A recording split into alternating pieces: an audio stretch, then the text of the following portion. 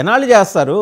Sir ఎన్నాళ్ళు చేస్తారు? Sir ఇప్పుడు జోగి రమేష్ ని అరెస్ట్ చేసినా లేదంటే వల్లభనేని వంశీని అరెస్ట్ చేసినా అరెస్ట్ చేసినా వీళ్ళు ఇప్పటికే రెడ్ బుక్ రాజ్యాంగం అని కక్ష సాధింపు చర్యలు అని చెప్పి మాట్లాడుతున్నారు.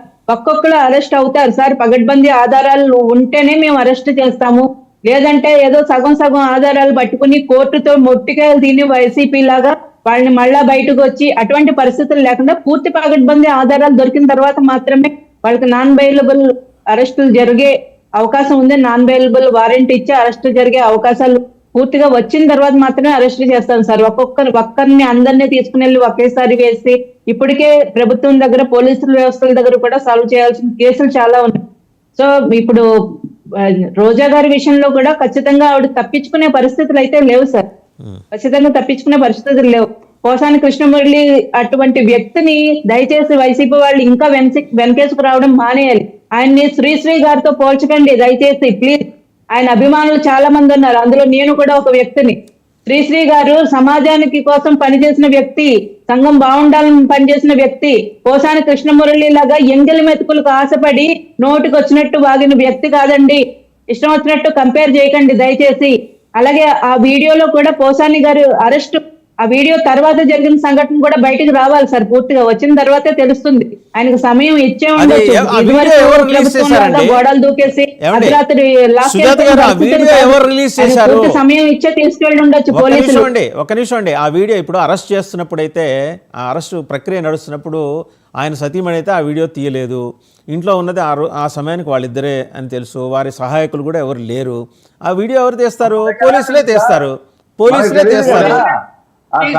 వారి ఇంట్లో ఎంతమంది సభ్యులు ఉన్నారో మనకు తెలియదు కదా సార్. పూర్తి వివరాలు రాకుండా అక్కడి వరకే మాత్రం కట్ చేసి తర్వాత ఆయన బయటకు తీసుకుని వెళ్లే వీడియో కూడా రాలేదు. మరి అడగండి మీ పోలీసుల్ని, అడగండి చూపించమనండి. ఈ రోజు పూర్తిగా సమాచారం వచ్చిన తర్వాత మనం మాట్లాడొచ్చు, కానీ అక్కడి వరకు చూసి ఆయన అలాగా అదే డ్రెస్ తోటి లాక్కెళ్ళిపోయారని చెప్పడానికి లేదు కదా సార్.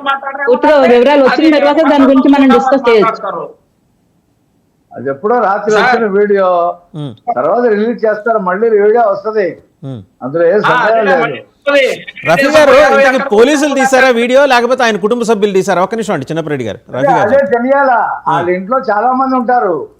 పోసాని మురళి ఇంట్లో చాలా మంది, ఆయన రోజు రాత్రి మందు తాగటమో ఏ ఉంటాయి ఆయనకి. చాలా మంది మిత్రులు ఉంటారు, కథలు అవన్నీ చర్చించడానికి. ఏ మిత్రులు తీశాడో ఎవరికి తెలుసు. సిట్టింగ్స్ ఉంటాయి కదా, ఓకే, సినిమా స్టోరీలు డిస్కస్ చేసే సిట్టింగ్ మిత్రులు ఎవరు తీశారు ఎవరు తెలుసు మనకి.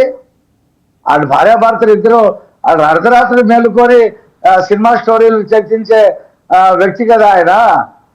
చాలా మంది ఉండుంటారు, ఇద్దరు ముగ్గురు ఉండుంటారు మందు మిత్రులు, వాళ్ళు తీసి ఉండొచ్చు. రైట్. చిన్నప్పరెడ్డి గారు, మురళీకృష్ణ గారు సమయానికి అదే పవన్ కళ్యాణ్ గారికి ఆయనకు వచ్చిన తేడా కూడా అక్కడే. ఆయన 6:00కల్లా షూటింగ్ క్లోజ్ చేసుకొని ఇంటికి పోయేటటువంటి అలవాటు ఉన్న వ్యక్తి.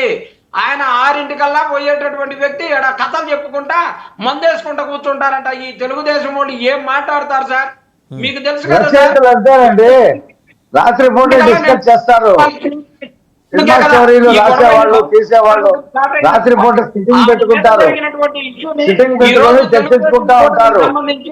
సినిమా చేయాలంటే చాలా డిస్కషన్స్ జరగాల. చిన్నప్పరెడ్డి గారు ఒక నిమిషం ఆగండి. రఫీ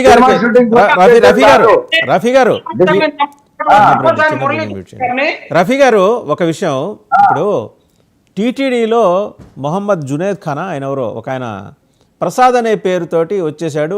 బిఆర్ నాయుడు గారి డీపీ పెట్టుకొని నానా రచ్చా చేసి లడ్లు అమ్ముకోవటాలు, టికెట్లు అమ్ముకోవటాలు, లేకపోతే రూమ్ బుకింగ్స్, ఈ అరాచకం మొత్తానికి టీటీడీ విజిలెన్స్ ఫైండ్ అవుట్ చేసింది, పికప్ చేసింది. పాత బస్తీ నుంచి 7 కొండల దాకా ఈ జర్నీ జరుగుతుంటే ఈ 8 నెలల కాలంలో టీటీడీ విజిలెన్స్ వింగ్ అంటే ఇవాళ ఏదో మేల్కొంది హఠాత్తుగా. అది కూడా వాళ్ళకి ఇన్పుట్స్ వచ్చాయి కాబట్టి వాళ్ళంతా వాళ్ళు ప్రోబ్ చేయాల.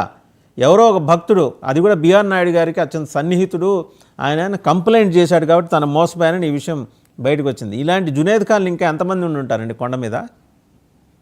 సార్ 5 సంవత్సరాల కాలంలో ఎమ్మెల్యేల దగ్గర ఉండేటువంటి లెటర్లు అన్ని కూడా 2-3 ఏజెన్సీలు తీసుకొని